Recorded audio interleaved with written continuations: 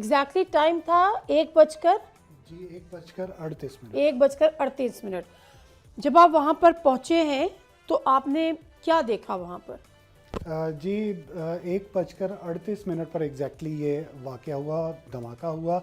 हम तकरीबन निस्फ घंटे के बाद मौके पर पहुंच गए थे क्योंकि रश बहुत ज़्यादा था। नमाज का वक्त है, नमाज का वक्त था, ठीक है। और यहाँ से डिस्टेंस भी है काफ़ी। जी बिल्कुल, मज़ाफ़ाती इलाका है इस्लामाबाद का, तरलाई कलां और काफ़ी गुंजान आबाद इलाका अच्छा। है।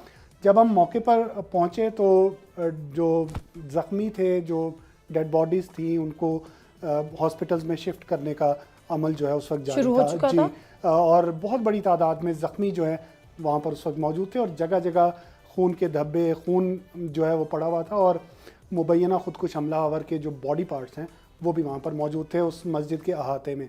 वाक़े के बारे में रिकग्नाइज कैसे किया कि ये हमलावर के ही बॉडी पार्ट्स? उसकी वजह ये होती है ना कि चूँकि वो सुसाइड वेस्ट जो है वो खुदकुश हमलावर ने पहन रखी होती है, तो वो उसका जिस्म जो है वो आप कह सकते हैं कि बिल्कुल वो जो है ख़त्म हो जाता है, पीसेस में होता है। अच्छा, नॉर्मली हमलावर का सर मिलता है, खुदकुश हमलावर का, ऐसी कोई अभी तक कोई रिपोर्ट जी बिल्कुल। जो पुलिस की और फोरेंसिक की टीम्स थी उन्होंने शवाहिद इकट्ठे कर लिए हैं जाए वकुआ से, और जो बॉडी पार्ट्स थे मुबैना हमलावर के वो भी इकट्ठे कर लिए गए हैं। CCTV फुटेज भी इसकी एक सामने आई है जिसमें देखा जा सकता है कि खुदकुश हमलावर जो है वो पहले जब मरकज़ी गेट पर पहुंचा इमाम बारगाह के, तो पहले उसने फायरिंग की और जो गार्ड मौजूद था गेट पर उसको ज़ख्मी किया। उसके बाद जो नमाजी वहाँ पर नमाज अदा कर रहे थे उन पर भी फायरिंग की। 7 से 8 गोलियों के खोल जो है वो वहाँ पर मौजूद थे। उसके बाद फिर उसने अपने आप को ब्लास्ट एक ही बंदा था जी। एनी शाहिदीन का तो ये दावा है कि एक से ज़्यादा हमलावर थे, लेकिन पुलिस ने अभी तक इस बात की तस्दीक नहीं की। पुलिस के मुताबिक एक ही खुदकुश हमलावर था, लेकिन जाहिर है कि अभी उसकी डिटेल्स जो है वो मजीद सामने आएंगी। बिल्कुल जाहिर सी बात है, जैसे जैसी चीज़ें अनफोल्ड होंगी तो उसकी डिटेल्स हमारे सामने आएंगी। खुर्रतुल्लन शिराजी जो कि सीनियर जर्नलिस्ट हैं वो भी इसको सुबह से कवर कर रही हैं, दोपहर से कुछ ही लम्हों में वो भी हमारे साथ होंगी। लेकिन ज़रा खालिद चिश्ती साहब मैं आपकी तरफ से आती हूँ। अब ये उसकी जो सुसाइड बॉम्बर था उसकी ये तो समझ में आ गई अभी तक कि जो उसकी ट्रैवल हिस्ट्री थी वो अफ़गानिस्तान के साथ उसके फ्रीक्वेंट ट्रैवल्स थे। उससे पहले बलूचिस्तान वाली एपिसोड हमने देखी। पिछले साल 34% दहशतगर्दी में पाकिस्तान ने इजाफा हुआ। सर, ये अफ़गानिस्तान और इंडिया का नेक्सस ये कितना ख़तरनाक है और आने वाले दिनों में कितना ख़तरनाक हो सकता है पाकिस्तान के टेररिज्म के एस्पेक्ट्स में? सर बहुत शुक्रिया मिस नादिया, आपने इनवाइट किया। देखिए, सबसे पहले तो जाहिर है जो शहीद हुए इस पूरे अफसोसनाक हादसे में उनके लिए मग़फ़िरत और अल्लाह ताला अपने दर्जे बुलंद करे, उनके ख़ानदानों से हमदर्दी। और जो लोग इस वक्त ज़ख्मी हैं, और जाहिर है आपने बिल्कुल ठीक कहा कि बहुत क्रिटिकल होता है जब इस तरह का ब्लास्ट होता है, तो बहुत क्रिटिकल होंगे, बहुत उनकी सेहतयाबी के लिए भी दुआ गो करते हैं। एक बड़ा इंपॉर्टेंट जो फैक्टर है, बिल्कुल आपने ठीक कहा कि कहाँ तक ये हम रोक पाएंगे। एक तरफ तो ये बुनियादी तौर पर जाहिर है एक बहुत बड़ा ब्रीच होता है इस तरह के लोगों का ऐसी जगहों पर पहुंच जाना, इसमें तो कोई शक नहीं है।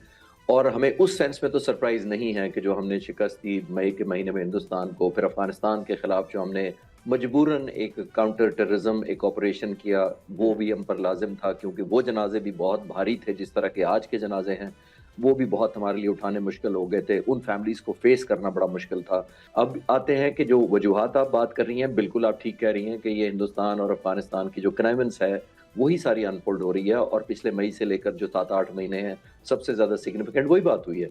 जो बलूचिस्तान का एलिमेंट है वो भी इनडायरेक्टली वही स्पॉन्सर्ड है, जो BLA कह लें या कोई और ऑर्गेनाइजेशन कह लें, उसमें कुछ हमारा भी इस सेंस में हमारा इनवर्ड भी कुछ करने को हमें ज़रूरत है। ज़ाहिर है बलूचिस्तान में वो तो एक अलग सिचुएशन है, लेकिन दहशतगर्दी जहां भी है जाहिर है उसको एक डिफरेंट एंगल से हैंडल करना होता है। देखिए, जब दुश्मन आप पर हमलावर होता है, जैसे हिंदुस्तान हुआ था, वो भी उन्होंने सरप्राइज ही दिया था। 6 और 7 मई की दरमियानी रात को 12:30 बजे 85 के करीब जहाज आ गए। लेकिन वो फॉर्मल जंग होती है, टेररिज्म ऑनगोइंग होता है, इसकी ना बाउंड्रीज नहीं होती। और बाउंड्री सिर्फ एक बाउंड्री नहीं होती, ना इसका टाइम मालूम होता है, ना इसकी जगह मालूम होती है जो टारगेटेड या टारगेट की जानी है वो नहीं होती, ना आपको इंटेंसिटी पता होती है कि एक सुसाइड बॉम्बर आएगा या 1 दर्जन आएंगे या 2 आएंगे। सरप्राइज एलिमेंट बहुत ज्यादा होता है। और जाहिर है کہ کسی بھی ملک کی دنیا بھر میں لا انفورسمنٹ ایجنسیز 100% ہر شہری کو, ہر انسٹیٹیوشن کو, ہر مسجد, ہر امام باغ کو ڈیفینڈ کرنا ورچولی امپاسبل ہوتا ہے. اس لیے چیلنجنگ ہوتا ہے. میں ڈیفینڈ نہیں کر رہا کہ اس کو ڈیفینڈ روکا جا سکتا ہے, ظاہر ہے ہونا چاہیے, لیکن ظاہر ہے جو جن کے نقصانات ہوئے ہیں وہ تو کہیں گے کہ ہمیں بر وقت انٹیلیجنس کے تھرو اس کو انٹرسیپٹ کرنا چاہیے تھا. لیکن میں گزارش صرف کمپیریزن کر رہا ہوں کہ جو نارمل جنگ ہوتی ہے اس کے اندر اس کو کنفرنٹ کرنا یا اس کا سامنا کرنا اور طرح ہوتا ہے, اور یہ ایسیمیٹرک جو ہوتی ہے, جو پورا ملک ہے ظاہر ہے, اور ان کے پاس بہت زیادہ لبرٹیز ہوتی ہیں. بلوچستان جہاں کا آپ ذکر کر رہے تھے وہ میں آپ کے سامنے ایک ڈیٹا پیش کر دیتا ہوں تاکہ ہم بہتر سمجھ پائیں. دیکھیے بنیادی طور پر بلوچستان میں جس طرح کا علاقہ ہے 44% ہے وہ پاکستان کا رقبہ, اور آبادی صرف 7% ہے, صرف 0.7% آف پاکستان کی. تو تھنلی پاپولیٹڈ ہے.